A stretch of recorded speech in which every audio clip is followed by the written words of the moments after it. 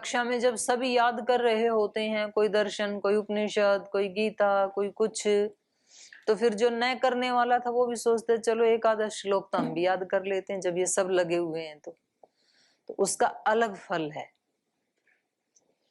तो इसलिए यहां पर सर्वलोकम शब्द कहा इन्होंने, सर्वलोकम आशु संतारेति,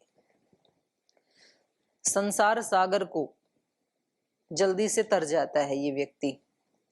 संकल्पितार्थ प्रदमादि काव्यम, संकल्पितार्थ जिसने संकल्प किया है, संकल्पितार्थ प्रदम आदि काव्यम, जो हमारे संकल्प का प्रयोजन है, मनोवांछित जो फल हम पाना चाहते हैं उसको, संकल्पितार्थ प्रदम, हमारे चाहे हुए चीज को, जिसका हमने संकल्प किया उस वस्तु को, संकल्पितार्थम, संकल्प का अर्थ, किसी चीज के लिए हम संकल्प करते हैं और फिर वो वस्तु हमें मिल जाए, तो संकल्प और संकल्प का अर्थ, संकल्पितार्थ प्रदम, संकल्पित अर्थ को देने वाला है, आदि काव्यम, और ये काव्य के रूप में आदि काव्य है रामायण, उससे पहले कोई काव्य नहीं है, तो इसलिए इसको आदि काव्य कहा।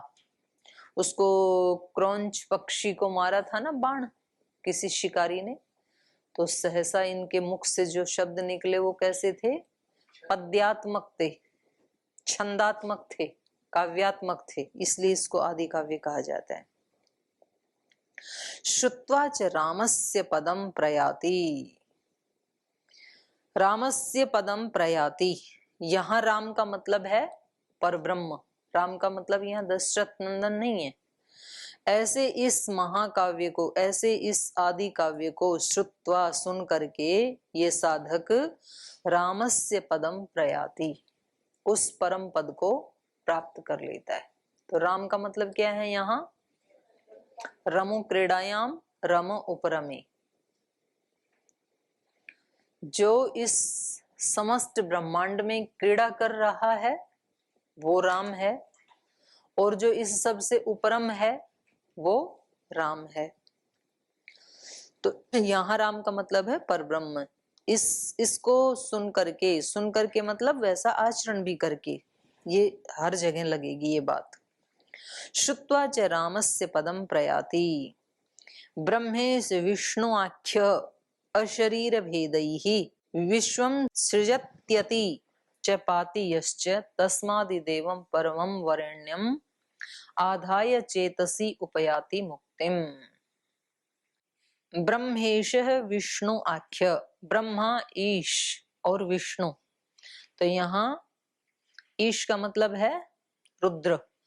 ब्रह्मा रुद्र विष्णु नामक भिन्न भिन्न रूप धारण करके विश्व की सृष्टि, संहार और पालन करते हैं। उन आदि देव परमोत्कृष्ट परमात्मा श्री रामचंद्र जी को अपने हृदय मंदिर में स्थापित करके मनुष्य मोक्ष का भागी होता है। ब्रह्म ईश विष्णु आख्यम शरीर भेदैहि, जो कैसे हैं,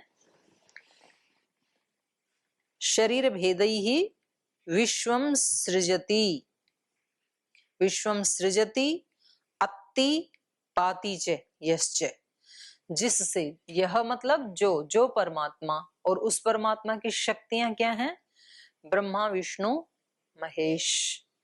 तो ब्रह्मा क्या करता है, सृष्टि की उत्पत्ति, सृजति, और रुद्र क्या करता है, अत्ति, अत्ति मतलब खा जाता है इस संसार को, और विष्णु क्या करता है, रक्षा, तो उसके लिए क्या कहा, पाति। तो जैसे इनके नाम है वैसे इनके कर्म भी बताए।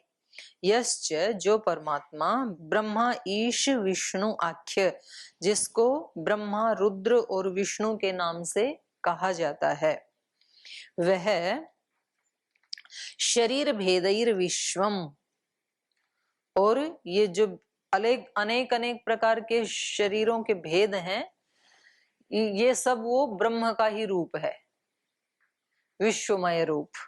इस विश्वमय रूप को वो क्या करता है परमात्मा, सृजति, इसका सृजन करता है सृष्टि का, और अत्ति, इसकी प्रलय भी वही करता है, इसको खा भी जाता है। और पाति, इसकी रक्षा भी करता है।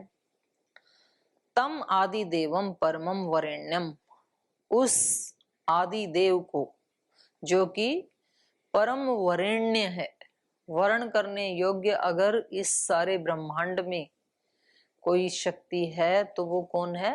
परमात्मा है, वो ईश्वर है। उसके अलावा कोई भी वर्ण करने योग्य नहीं है। सेवा करने योग्य तो है संसार, सेवा तो करनी चाहिए सबकी, लेकिन वर्ण किसका करना है? केवल ईश्वर का। उसके अलावा अगर किसी का वर्ण किया तो वो व्यक्ति निश्चित रूप से दुखी होगा।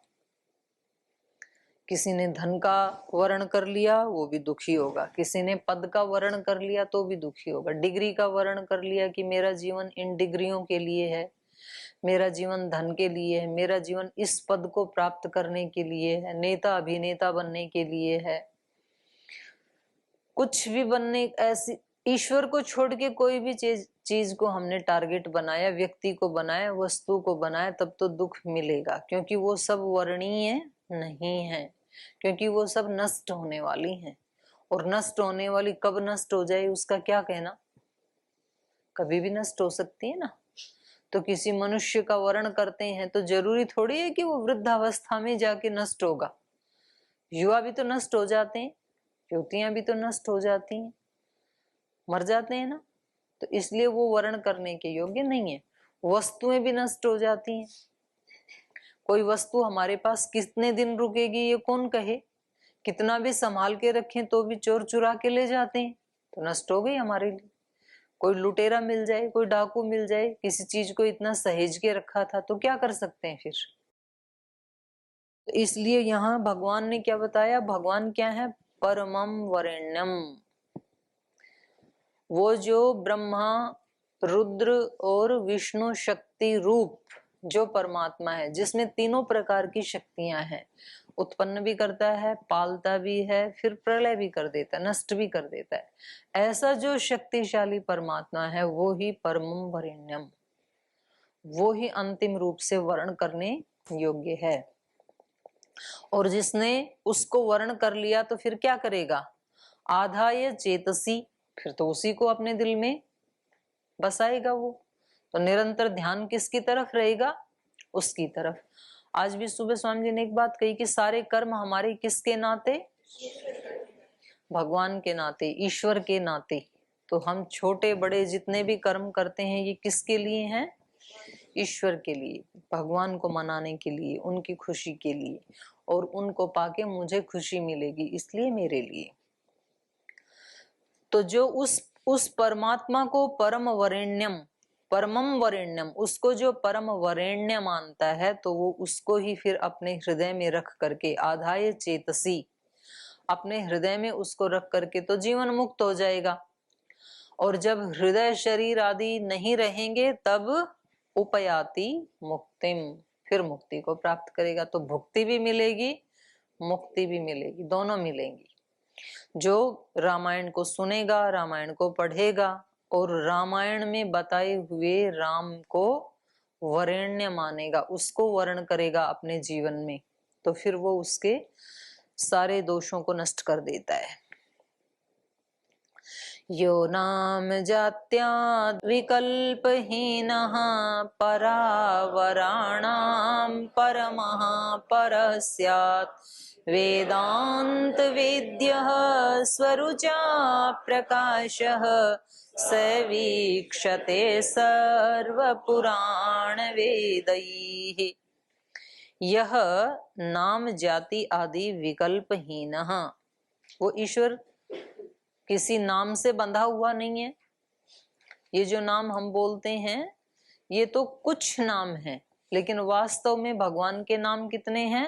अनंत, क्योंकि भगवान अनंत है। हरि अनंत, हरि कथा, भगवान खुद अनंत है, उसके गुण अनंत हैं और गुणों के अनुसार उसके नाम भी अनंत हैं। तो एक एक गुण के कारण एक एक नाम होता है व्यक्ति का। कल्याण करने के कारण शिव, रक्षा करने के कारण विष्णु, संहार करने के कारण रुद्र, सृष्टि को रचने के कारण ब्रह्मा। तो ऐसे अनेक नाम हैं उसके, लेकिन वो उन सब से रहित है। नाम जाति आदि विकल्पहीन, कोई एक पर्टिकुलर नाम नहीं है उसका, वो नाम से रहित है, जाति से रहित है। ब्राह्मण क्षत्रिय वैश्य शूद्र ऐसी जाति भी नहीं है उसकी, या मनुष्य पशु वृक्ष आदि ऐसी वाली जाति भी नहीं है। वो सब प्रकार की जाति आदि विकल्प से हीन है। नाम जाति आदि विकल्पहीन, तो आदि शब्द कहने से उसमें क्या क्या आ जाएगा फिर? जन्म मरण रोग, शरीरों की अवस्थाएं, वृद्धावस्था जरावस्था बालावस्था, इन सब से भी वो हीन है। नाम जाति आदि विकल्पहीन परावराणाम परमः परः स्यात्। पर अवराणाम, परे से परे है और अवर से अवर है वो। परावराणाम परमः परः स्यात्, निकट से निकट भी वही है, दूर से दूर भी वही है। और वेदांत वेद्य, तो फिर उसको जाने कैसे? जब वो निकट से निकट है तो हम क्यों नहीं जान पाते हैं उसको? गीता में भी कहा ईश्वर सर्वभूतानां हृद्देश है, वो हृदय में रहता है, हृदय देश में रहता है। हृदय देश में रहता है तो भी जानते नहीं है। बताओ कितना बड़ा दुर्भाग्य हमारा, इतनी महान शक्ति और वो हमारे अंदर और हमारे सबसे नजदीक, शरीर से भी नजदीक, और उसको हम जानते नहीं है। तो कितना बड़ा दुर्भाग्य, क्योंकि उससे यदि संबंध हो, उसको जाने, तो फिर किसी दूसरे को जानने की जरूरत भी नहीं, किसी दूसरे को मनाने की जरूरत भी नहीं है, किसी दूसरे के लिए कुछ करने की जरूरत भी नहीं है, क्योंकि वो तो क्या है, सबका स्वामी है वो। तो उसको जाने कैसे? तो कहा वेदांत वेद्य, वेदांत के द्वारा उसको जाना जा सकता है। वेदांत का सार क्या है? वेदांत क्या कहता है? वेदांत कहता है दूसरा है ही नहीं कुछ। वेदांत का सार क्या है? अद्वैतवाद। अद्वैतवाद मतलब दूसरा कुछ भी नहीं है। दूसरा कुछ भी नहीं है मतलब जिसको भी देखो, वस्तु को, व्यक्ति को, जो भी कर्म करो, वो सब क्या है? भगवान ही है वो, उसी के भिन्न भिन्न रूप हैं वो। प्रीति करने वाला भी भगवान ही है, डांटने वाला भी भगवान ही है, दंड देने वाला भी भगवान ही है, पुरस्कार देने वाला भी भगवान ही है।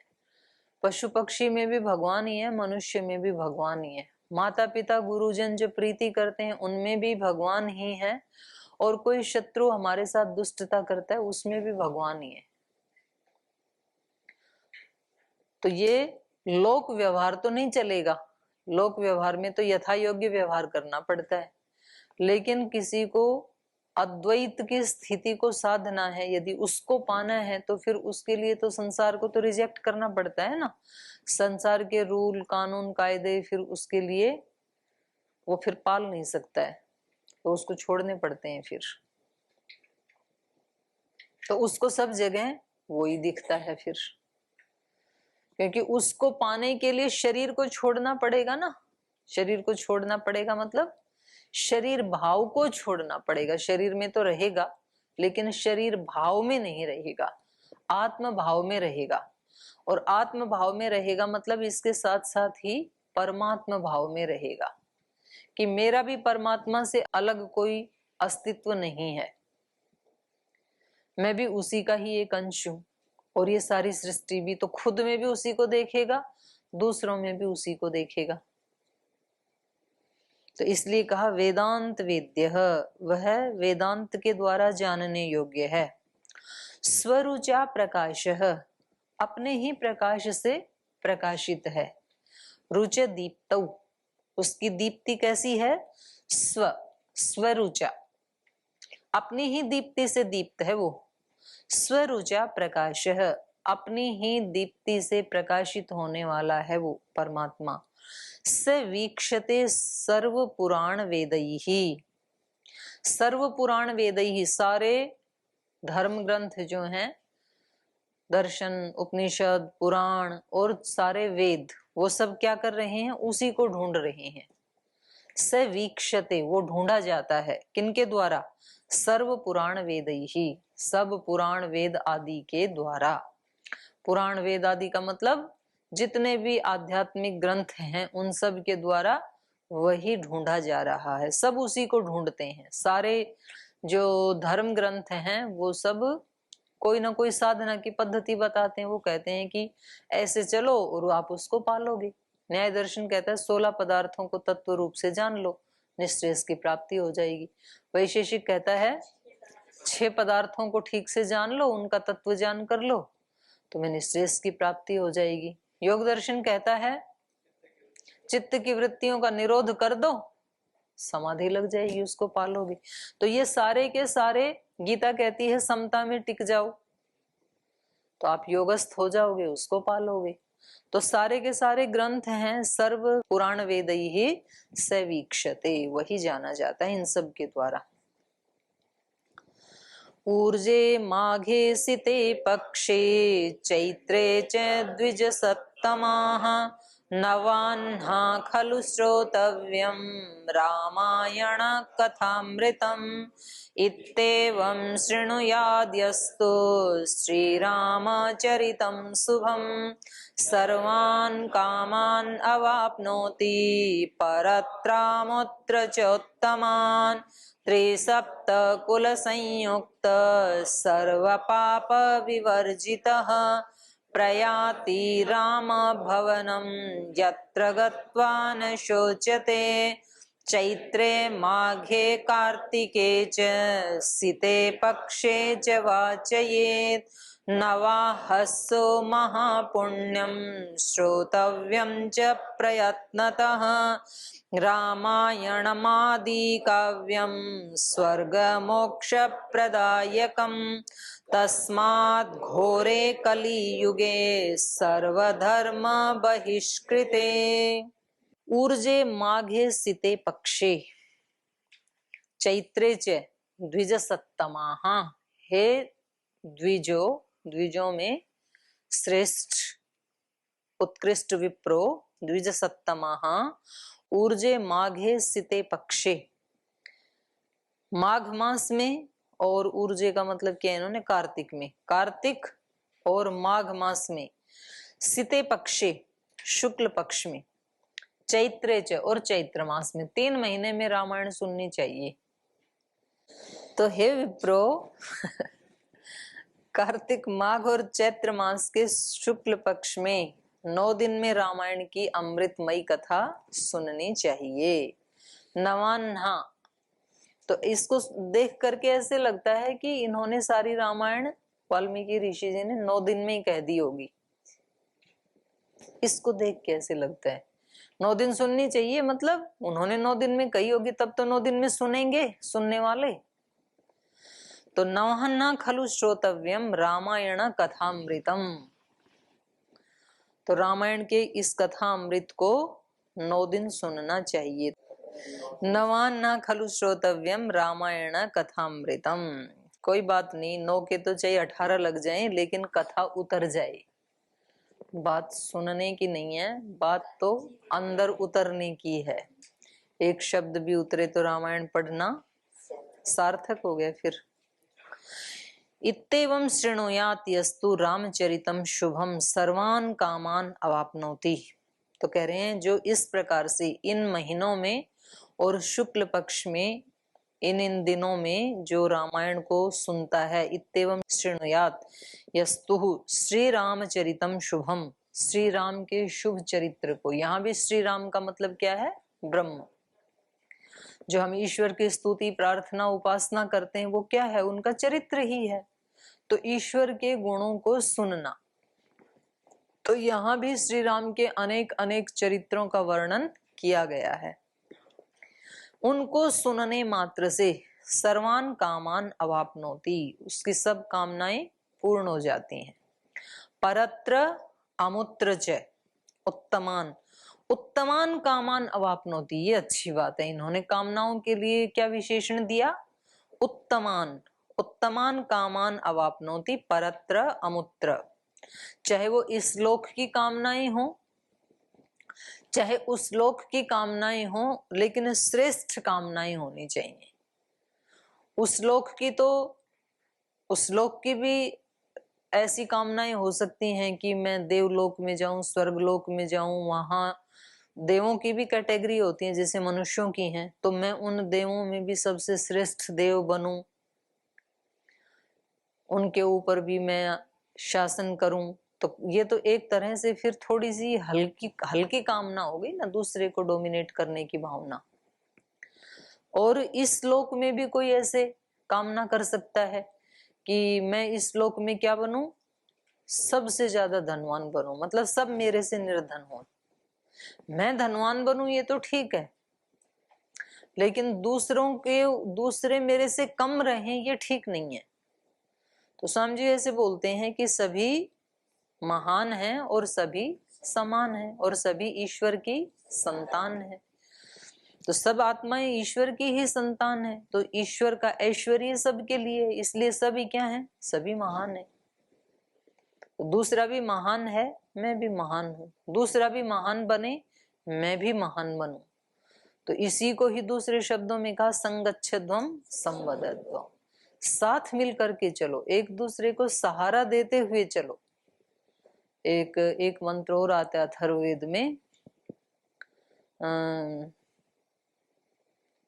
वो अश्मन्वती रीयते समरभध्वम, पथरीली नदी बह रही है, अश्मन्वती रीयते समरभध्वम। लेकिन वो पथरीली जो नदी होती है उसमें पानी दिखता है थोड़ा सा घुटने तक, लेकिन वेग इतना होता है कि आदमी सोचे कि इसको तो मैं पार कर ही जाऊंगा, लेकिन जैसे ही वो थोड़ा आगे जाता है तो उसके पैर उखड़ जाते हैं, वो गिर जाता है, फिर उसके पैर जमा नहीं पाता है, वेग इतना होता है, और फिर वो लुढ़क पुढ़क के फिर वो आगे बह जाता है। तो ये संसार ऐसा ही है। व्यक्ति सोचता तो यही है कि क्या है, मैं तो बहुत संभल संभल के चलूंगा, अगर मैं इस मार्ग में जाऊंगा तो मैं वहां गुरुकुल में जाऊंगा, ध्यान लगाऊंगा, वेद दर्शन उपनिषद रामायण आदि शास्त्र पढ़ूंगा, समाधि लगेगी और मैं ईश्वर को पा जाऊंगा। और उस मार्ग में चलता है तो उसको लगता है कि नौकरी आदि करूंगा, पढ़ाई करूंगा, डिग्री लूंगा, शादी करूंगा, बच्चे होंगे, घर बसाऊंगा, सबके साथ ऐसे ऐसे प्रीति पूर्वक व्यवहार करूंगा और मैं ईश्वर को पा जाऊंगा। तो संसार देखने में तो ऐसे ही लगता है कि थोड़ा सा पानी है, लेकिन इसका वेग ऐसा है कि यहाँ तो पंजे उखड़ जाते हैं दोनों की। पंजे समझते हो ना, पैर उखाड़ देती है ये। तो इसको पार करने का तरीका क्या है फिर, पथरीली नदी को पार करने का तरीका ये, हाथ पकड़ के चलो। तो 5, 10, 15 लोग उसको हाथ पकड़ के जाएंगे, तो जब एक गिरने लगेगा तो दूसरा थामेगा, तो सबकी शक्ति मिलकर के पार कर जाएंगे उसको, अकेले नहीं कर पाएंगे। तो इसलिए वेद का आदेश क्या है, संगच्छध्वम संवदध्वम, सारे मिलकर श्रेष्ठ आचरण करेंगे तो एक श्रेष्ठता का इन्वायरमेंट बन जाएगा, हमें देख के दूसरे भी करेंगे फिर, तो इसलिए फिर हमारा कल्याण हो जाएगा। तो सबको मिलकर के, कहीं एक दूसरे का कहीं पैर स्लिप हो रहा हो तो उसको भी थाम लो, उसको भी बचाओ, उसको भी साथ लेके चलो। तो ये अकेले चलने का नहीं है, सबको साथ लेके चलने का है। इसलिए ऋषियों ने भी ऐसे ही कहा, महर्षि दयानंद ने कहा कृण्वन्तो विश्वम आर्यम, सबको आर्य बनाना है। एक व्यक्ति आर्य बने बाकी अनार्य रहे तो वो उसको जीने नहीं देंगे, आर्य को भी, इसलिए सारे आर्य बने। श्री अरविंद ने कहा सेल्फ रियलाइजेशन से कलेक्टिव रियलाइजेशन, अपना भी रियलाइजेशन करना है, लेकिन मेरा तो हो गया, दूसरों का नहीं हुआ तो वो रोजाना तंग करेंगे ना, तो सबका होना चाहिए और फिर सब मिलके वैसा जीवन जिए। तो ये भी ऐसे ही कह रहे हैं, शेष चर्चा कल करेंगे, आज यही विराम देते हैं पाठ को।